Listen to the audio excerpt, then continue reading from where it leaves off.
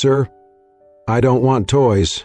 I want a dad," said the little girl to the millionaire CEO. The plaza buzzed with energy. Balloons danced in the breeze, music played from speakers, and the scent of popcorn mingled with cotton candy.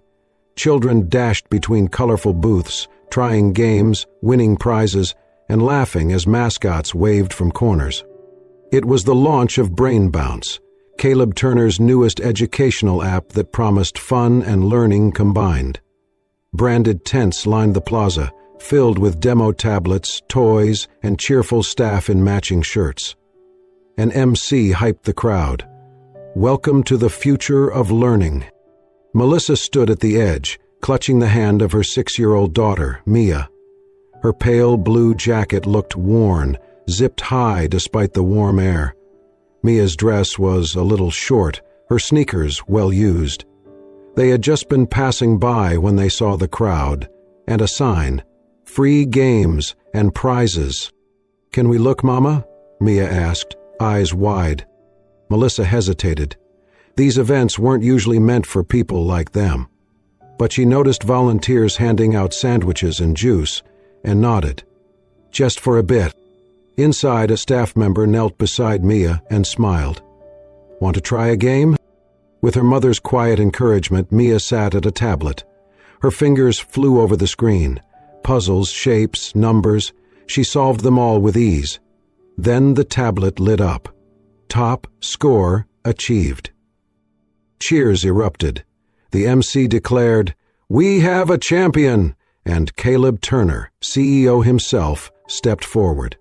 Dressed sharply but with a friendly smile, he knelt before Mia, offering a small model toy car. "This is for you," he said warmly. "You're amazing." And then, in the hush that followed, Mia looked up and said, "Clear and soft." "Sir, I don't want toys. I want a dad." The plaza fell silent. Caleb froze, and nothing felt like a game anymore. The noise stopped. The MC's hand fell from the mic. The crowd stilled. Caleb froze in place, his hand still holding out the toy. It was as if the sun had paused overhead. Mia's wide green eyes stayed on him, not accusing, not dramatic, just honest. Her voice was not sad, just true. Melissa gasped softly and stepped forward, her cheeks burning. "Mia," she whispered, crouching down quickly beside her, "say thank you to the man." "But Mama," Mia said, "I already have toys. I just want someone who stays." There was nothing louder than the silence that followed. A few spectators reached into their wallets, moved by the moment. A woman nearby handed Melissa a few bills. "Here, sweetie, for your little girl." Melissa gently pushed the money back. "Thank you," she said, her voice calm but firm. "But I don't accept money unless I've earned it. There are others who need it more." She stood up, her arm around Mia, ready to leave. Her dignity was as clear as her refusal. No shame, just pride. Caleb watched them walk away. He had built an empire on understanding people, what they needed, what they wanted, how to shape solutions. But no algorithm had prepared him for a 6-year-old who just wanted a father. Or a woman who, despite having so little, walked away without asking for anything. He stood in place, the toy car growing heavier in his hand. The next morning, the world felt quieter. The frenzy of the product launch was already yesterday's news, swept away by headlines and trending hashtags. But for Caleb Turner, the voice of one little girl echoed louder than any applause. He took his coffee and walked through the park near his condo, needing air that wasn't filtered through office vents or tinted windows. The park was simple, wooden benches, patches of clover, the occasional jogger. Just as he passed the small fountain, something familiar caught his eye. On a nearby bench, a mother and child sat, sharing a sandwich wrapped in paper. It was them, Melissa and Mia. Melissa held a water bottle between her knees, carefully tearing the sandwich in half, offering the bigger piece to her daughter. Mia accepted it with a smile, then leaned her head against her mother's arm. They laughed at something only the two of them understood. It was a small moment, but it stopped Caleb in his tracks. They looked content, not rich, not comfortable, but peaceful. He hesitated, then approached. "Excuse me," he said, his voice softer than usual. Melissa looked up quickly, surprised. Her eyes narrowed ever so slightly in recognition. "Mr. Turner?" "You can call me Caleb," he said, giving a sheepish smile. "Mind if I sit?" There was a pause, then, with a small gesture of her hand, she nodded to the empty space beside her. Mia looked up at him with curious eyes. "Hi," she said around a bite of sandwich. "Hi, Mia," he replied. "That was quite the thing you said yesterday." Melissa gave a small sigh. "I'm sorry about that. She didn't mean to cause a scene." "She didn't," Caleb said quickly. "She just told the truth." They sat in silence for a few seconds, the wind rustling the trees overhead. Caleb glanced sideways. "You live around here?" "Not far. We come here on mornings when the weather's nice. She likes to feed the ducks." Melissa spoke plainly, her posture straight, but her guard was still clearly up. "You work?" Caleb asked, careful not to sound too probing. "I do what I can," she replied. "Cleaning, sewing, helping at markets. Small jobs, odd hours. Enough to keep the fridge full and her in school." He nodded. "It can't be easy." She gave a small smile. "It's not meant to be easy, it's meant to be worth it." There was something about the way she said it, firm but not defensive. She wasn't fishing for sympathy, she was simply stating her truth. He hesitated, then gently asked, "If you don't mind me asking, Mia's father?" Melissa didn't speak right away. She looked out across the park, where Mia had wandered toward a patch of daisies. Then, softly, "He was my first love. A boy with big dreams and an even bigger heart. We thought we could conquer the world together." She paused. "But when I told him I was pregnant, he panicked, disappeared. I haven't heard from him since." Caleb lowered his eyes. "I'm sorry." Melissa shook her head. "I'm not. Not anymore. Because I got her. And I'm raising her the way I wish someone had raised me. With self-respect." Her gaze turned toward him, steady. "I don't need pity. And Mia doesn't need someone who shows up because he feels guilty. She needs examples of strength, not rescue." Caleb looked at her, not as a struggling mother or a charity case, but as a woman who had chosen dignity when bitterness would have been easier. "I work with some nonprofit partners," he said gently. "They need administrative help, data entry, coordination, that kind of thing. It pays well, and I could recommend you." Melissa smiled, appreciative but unshaken. "I'm grateful for the offer, really, but it's full-time, right?" He nodded. She looked toward Mia. "I could do it, but it would mean leaving her with someone else for most of the day. She's still little, and there are some things in childhood you only get one chance at." She met his eyes again. "There are values I want to teach her, like presence, like love not measured in hours worked or money earned." Caleb didn't argue. He simply listened. And as they sat in that quiet park, sharing a moment with no press, no staff, no cameras, something shifted inside him. For the first time in a long time, Caleb wasn't thinking about business or strategy, he was thinking about Mia and her mother, and how two people with so little could somehow radiate something he'd spent his whole life chasing: realness. Caleb had always believed he was good at reading people. Years in business taught him to scan faces, filter motives, and make quick judgments. But Melissa Reynolds was proving to be an exception, beautiful in a quiet way, kind without fanfare, and proud without arrogance. She lingered in his thoughts long after that morning in the park.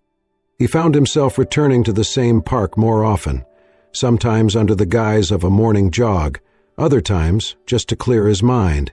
And more often than not, he saw them. Melissa always arrived early, walking with Mia hand in hand, carrying a tote bag that seemed too light for its burden. She would sit on their usual bench, braid Mia's hair with gentle fingers, or share bits of breakfast, usually a boiled egg, some bread, and fruit wrapped in reused plastic. Caleb watched from a distance, never close enough to intrude, but near enough to observe. One morning, he saw Melissa help an elderly woman with a walker cross the busy intersection just outside the park. No hesitation, no performative kindness. She simply stepped forward, took the woman's grocery bags, and walked beside her with the ease of someone who never waited to be asked. Another time, she stooped to pick up litter left scattered near the children's play area: candy wrappers, water bottles, crumpled napkins. Mia joined her without being told, humming a tune as she placed trash into a nearby bin. At the food stall near the park entrance, Melissa often helped tidy up trays or restack utensils when business was slow. In return, the vendor would hand her a small bowl of rice or soup, not charity, but exchange. She always paid in some form, whether by labor or smile. Never once did Caleb see her ask for help. What struck him most was Mia. The little girl never whined, never demanded attention. She greeted the food vendor with a chirpy "good morning" and always thanked the birds when feeding them crumbs. One afternoon, Caleb watched as Mia offered her half-eaten cookie to another child who had dropped his snack and started to cry. She did it without looking to her mother for approval. Kindness seemed to come naturally. Caleb began to understand something he never had before. This wasn't about sympathy. Melissa and Mia didn't live with less because they had no choice. They chose dignity over convenience, grace over bitterness. And in that choice, they carried a kind of richness no wealth could buy. He had spent years surrounded by polished executives, social climbers, and people who measured worth by net gain. But these two, this woman and her daughter, showed him something different, something purer. One evening, as the sun began to dip and golden light stretched across the grass, Caleb sat at a distance on a park bench, pretending to read. He watched Melissa kneel beside Mia, who had found a caterpillar and was marveling at its fuzzy body. Melissa wasn't in a rush. She wasn't checking her phone. She crouched beside her daughter, patiently answering questions, even inventing a whimsical story about the caterpillar's journey to find its wing. Caleb smiled without realizing. He had once believed love was something loud, fireworks, declarations, diamond rings. Now he wasn't so sure, because in that quiet moment, watching Melissa tuck a flower behind Mia's ear, Caleb felt something stir in his chest, soft but undeniable. Admiration, respect, and yes, maybe even something deeper. He no longer saw Melissa as someone to be helped, or Mia as a girl with a heartbreaking wish. He saw them as exactly what they were, two souls quietly fighting the world, with nothing but decency and love as their armor. And something inside him whispered, "This is what real strength looks like." Caleb Wren was not the kind of man who acted without strategy. Every major decision in his life had been calculated, profits forecasted, outcomes predicted. But with Melissa and Mia, there was no blueprint, no long game, only instinct, and something else he wasn't used to: feeling. He still remembered the moment Mia's high score had popped up on the screen at the event, right before her quiet plea for a father turned the crowd to stone. In order to send her the promised prize, she had typed her mother's contact number and their modest address into the registration tablet. The data had been stored, encrypted like everything in his systems. Caleb never intended to use it, but he did. Not to intrude, not to control, but to help in the one way he knew best. That week, he reached out to a nonprofit organization his company had quietly supported for years, a foundation that provided resources and flexible job opportunities for single mothers. Through the director, he requested an anonymous placement, no mention of him, no ties to his company name.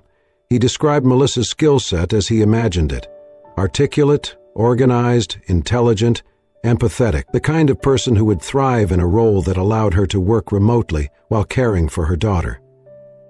Within days, the foundation reached out to Melissa, offering her a freelance editorial role, reviewing and curating educational content for a new children's learning platform. The hours were flexible. The pay was fair. The work could be done entirely from home. Melissa hesitated when she received the email. The job seemed too good.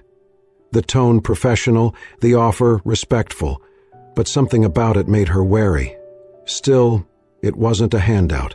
It was a job, and a meaningful one. She accepted. What Caleb hadn't expected was how diligently she threw herself into the work. Through the Foundation's back-end reports, he tracked her progress anonymously. She never missed a deadline. Her feedback on the content was insightful and kind, and the revisions she suggested often made the material more engaging, more accessible. The team was impressed. They assumed she had a background in child psychology. She didn't. She just knew what children liked, because she had one, and she paid attention. But that wasn't all Caleb did. Mia's eyes had lit up at the event, so curious, so bright. He had known too many children dulled by circumstance, their curiosity choked by limitations. Not Mia. He arranged, again anonymously, a scholarship through a local education initiative. It covered Mia's preschool fees for the next 2 years, along with new books, art supplies, and access to an after-school program if Melissa ever needed the time. The materials arrived in a nondescript box labeled Early Learners Fund. When Melissa opened it, she sat on the floor beside the couch, stunned. "Mom, look," Mia squealed, pulling out a stack of picture books and a box of colored pencils. "It's like my birthday." Melissa's hands trembled as she read the enclosed letter. It was brief and unsigned. "Some children deserve every chance to keep dreaming. We believe Mia is one of them." She looked around the apartment, at the peeling paint, the flickering ceiling light, the little girl now sitting cross-legged on the rug, flipping through pages with wide eyes. A part of her wanted to send it all back, but she couldn't. Not when it meant giving Mia more than she ever had. She did not investigate where it came from. She didn't ask questions. She simply worked harder. Each night, after putting Mia to bed, she reviewed lessons, corrected worksheets, flagged typos, and sent warm suggestions to the editorial team. She made tea and stayed up past midnight to meet deadlines. She believed that if someone, anyone, trusted her enough to give her this chance, she had to be worthy of it. Caleb knew she would never guess it was him. But that was fine, because this wasn't about recognition. It was about making space for someone like Melissa to breathe, to grow, to prove she had never lacked talent or work ethic, only opportunity. And maybe, deep down, it was also about healing something inside himself, something that had cracked the day a little girl asked for a father instead of a toy. The first time Caleb saw her again after the scholarship arrived was purely intentional, though he made it look like chance. It was late afternoon. The sky was brushed with soft streaks of orange and gold, and the park near his building was alive with the laughter of children, the creak of swings, the gentle hum of summer settling in. Melissa and Mia were sitting under the same old oak tree they always seemed to favor. Melissa had her back to the tree, eyes on a worn paperback in her lap. Mia was beside her, coloring in a small sketchbook with the same pencils from the anonymous package. Caleb walked past, pretended to notice them with surprise, then offered a warm hello. From that moment on, the encounters became more frequent, yet always carefully timed. A stroll through the park when he knew they'd be there. A visit to the local library where he'd accidentally end up in the children's reading room when Melissa arrived for story hour. A walk near the corner bakery she liked, right around lunchtime. Each time, Melissa greeted him politely, sometimes with curiosity, sometimes with wary eyes, but always with grace. Then one evening, something happened that neither of them could have predicted. Caleb had stopped at a food stall near the edge of the park, a small, no-name place with sizzling pans and plastic chairs. He ordered a simple noodle bowl, his thoughts distracted, when he reached into his coat pocket and realized with a jolt that his wallet was missing. The vendor frowned. "Sir, no tab here." "I understand, Caleb hesitated, reaching instinctively for his phone, realizing even that was in his office bag. Voices nearby started to murmur. A few people glanced at him, then at the vendor. There was tension in the air, awkward, almost humiliating. Then came a quiet voice behind him. "I've got it." Melissa stepped forward, handed a few bills to the vendor without waiting for change, then turned to Caleb and whispered, "Come on." She walked him away before he could protest. "Melissa, wait," he started, but she cut him off gently. "I didn't do that because you're the CEO," she said, her tone even. "I did it because I hate seeing anyone embarrassed in public. That's all." He paused, stunned. It was such a small act, barely a $10 meal, but the way she'd done it, without show, without judgment, with quiet resolve, hit him harder than any boardroom confrontation ever had. When he got home that night, Caleb stood in his spotless apartment and stared at his reflection in the window. He wasn't used to people helping him. Not like that. Not without an agenda. He wasn't used to being seen as anything other than powerful, wealthy, capable. But Melissa had seen something else. And maybe, for the first time in a long while, he wanted someone to see past the surface. From that night on, Caleb began inviting them, carefully, casually, for dinner. A walk first, then a suggestion, "There's a place around the corner." But Melissa always gently steered them away from anything too fancy. "No white tablecloths," she'd say with a smile. "Mia's not used to cloth napkins and crystal water glasses." So they ate street food, sandwiches on park benches, rice bowls on folding chairs, once even corn dogs from a festival vendor while watching fireflies. And they talked. About Mia's fascination with stars, about Melissa's dreams of maybe writing children's books someday, about Caleb's childhood dog, Max, who once chewed through an entire sofa leg. Mia began calling him Uncle Dan. The first time she did, Melissa froze. Caleb only smiled. He never corrected her. Something in him shifted during those evenings, not all at once, but steadily. Melissa wasn't a woman to pity.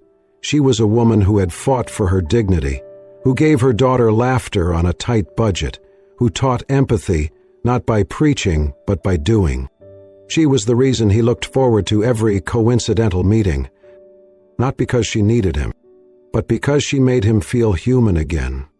And slowly, surely, Caleb stopped seeing her as someone he wanted to help and began seeing her as someone he could not stop thinking about.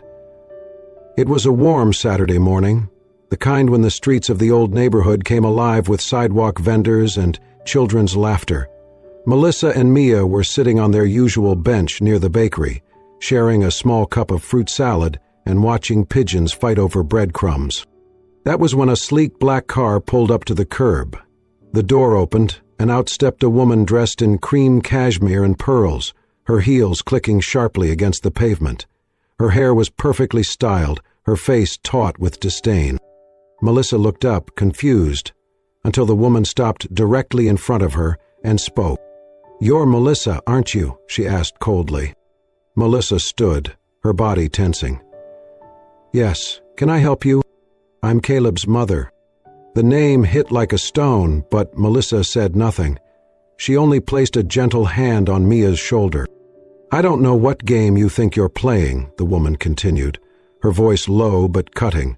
"But I see right through you. A struggling single mother latching on to a wealthy man. Classic." People nearby began to turn their heads. Melissa's lips parted slightly, stunned. "Excuse me?" "You heard me. This little act of yours, taking charity, letting him buy your daughter things, showing up at just the right places, it's all very convenient."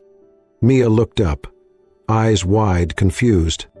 Melissa instinctively knelt beside her, pulling her close, shielding her from the sharpness of the woman's words. You think you're going to climb into our family with sad eyes and street food? The woman sneered. Find another ladder to climb. Melissa rose slowly, her voice trembling but firm.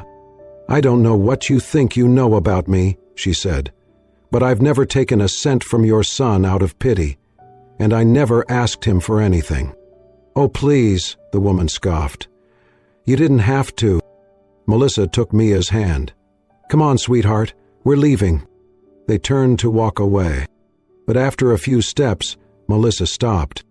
She turned back around, looked the woman in the eye, and said, her voice clear and unwavering, I may be poor, but my daughter will not grow up believing she's less than anyone. She will not grow up thinking her mother traded her dignity for comfort. We don't need anyone's charity, and we certainly don't need your approval. Then she walked away, shoulders straight, head high. She didn't cry until they were home, behind a locked door, with Mia napping in the next room. And she didn't return Caleb's calls. Not that day, not the next. Caleb, when he heard what had happened, was stunned. He hadn't known his mother had found Melissa, hadn't thought she'd go that far. But he should have. He paced his apartment in silence, phone in hand, replaying every word his mother had likely said, imagining Melissa's face, her pain, her anger, her dignity in the face of humiliation. He tried calling again, no answer. He sent a message, please, let me explain. No reply. And for the first time in years, Caleb felt helpless, not because he had no power, but because all the power in the world could not fix what had been broken in that moment. He sat alone on his balcony that night, staring at the stars, wondering if he had just lost the only people who had ever made him feel like more than his bank account. He hadn't cried since his father died, but that night the tears came, quiet, unstoppable, because for the first time in a long time he had found something real, and it had slipped through his fingers. The sun was beginning to dip below the city skyline, casting a soft golden hue over the empty park. The usual noise of children playing and street vendors calling out had faded with the end of the day. The swings hung still, the benches half-shadowed in twilight. It was quiet, almost too quiet. Caleb stood near the edge of the path, scanning the park like he had for the last 2 evenings. His heart thudded against his ribs as he spotted a familiar figure sitting alone on a worn wooden bench. Melissa. She was hunched slightly, arms wrapped around herself, as if the summer breeze carried more than just chill. Her blonde hair was loose, falling in soft waves over her shoulders. Mia was not with her. He approached slowly, cautiously, not wanting to startle her. But she heard his footsteps anyway and looked up. Their eyes met. Neither of them said a word for several seconds. Then Caleb spoke, his voice low but certain. I'm sorry. Melissa looked away. You don't have to apologize for your mother. I'm not, he said, stepping closer. I'm apologizing because I didn't protect you from her, and because I should have told her, told everyone, how much you matter to me. Melissa's eyes welled up, but she didn't speak. Caleb took a breath and sat down beside her, not too close, just enough that she could feel his presence. I know you've been through too much to trust easily, he continued. I know dignity isn't just a word for you, it's the way you live your life, and I admire that more than I can say. Still, Melissa said nothing. He turned to her, his voice tightening with emotion. I've spent most of my life surrounded by people who said yes to everything I wanted, and yet I've never felt more alive than I do when I'm with you and Mia, because you don't want anything from me, except the truth. Melissa finally looked at him again. Her lips parted as if to respond, but the words got caught somewhere between her heart and her throat. Caleb leaned in slightly, his voice soft. Love doesn't need permission. It doesn't ask for approval. It just is. You don't have to become someone else. You don't have to impress anyone. You already are enough. A tear slipped down Melissa's cheek, and Caleb instinctively reached out, gently taking her hand. For a heartbeat, she didn't move. She stared at their joined hands, the contrast between his strong fingers and her slender, worn ones. Then, slowly, very slowly, her fingers curled around his. She didn't say a word, but she didn't let go. And in that silence, something powerful passed between them. Not a promise, not yet, but the beginning of one. They sat like that for a while, hand in hand, the last rays of sunlight casting golden edges around them. The pain of the last few days still lingered. The bruises from harsh words and broken trust had not vanished. But in that quiet corner of the world, something began to heal. Not with grand speeches or sweeping gestures, but with presence, with truth, with one man choosing to stay and one woman daring to let him. As the sky deepened into a wash of violet and silver, Caleb whispered, "Thank you for not walking away." Melissa's voice finally came, quiet, cracked, but steady. "I almost did." "But you didn't," he said, his grip tightening just a little. She nodded, and that was enough for now. The doorbell rang just as Melissa finished setting the table. She wasn't expecting anyone. Caleb had texted earlier to say he might be late, and Mia was still humming in the bathroom, washing her hands before dinner. Melissa opened the door cautiously, wiping her hands on a dish towel. Standing there was a woman in a light beige coat, her graying hair pulled into a neat bun. In her arms, she carried a small wrapped box with colorful paper, and in the other, a covered casserole dish. Melissa froze. It took her a second to recognize the woman. Caleb's mother. For a long moment, neither of them spoke. Then, without saying a word, the older woman extended both hands, offering the box and the food. Her face was not warm, but it was no longer cold. Her eyes held no apology, but they also held no disdain, just something quiet, measured. Acceptance. Melissa hesitated before reaching out, her fingers brushing the woman's as she took the items. "Thank you," she said softly. Caleb's mother gave a single nod, then looked past her toward the sounds of laughter from inside. "You can come in," Melissa said, surprising herself. They sat down to dinner at Melissa's modest table, mismatched chairs and all. Mia was delighted with the toy. The box revealed a simple doll with golden hair and a red dress. "She looks like Mommy," Mia giggled. Melissa served the food. Caleb arrived moments later, stunned to find his mother already seated, chatting softly with Mia about school. The dinner was not smooth. There were silences, pauses, careful glances. But there was no tension either, just the tentative peace of people trying. Caleb reached under the table and gave Melissa's hand a squeeze. She returned it. No words needed. After the meal, Melissa insisted on washing the dishes. Caleb joined her in the small kitchen, drying plates, while Mia stayed behind, entertaining their unexpected guest with her favorite riddles. The clanking of dishes was rhythmic, almost soothing. "Do you think she'll come again?" Caleb asked. Melissa shrugged. "Maybe, maybe not, but she came today, that's enough."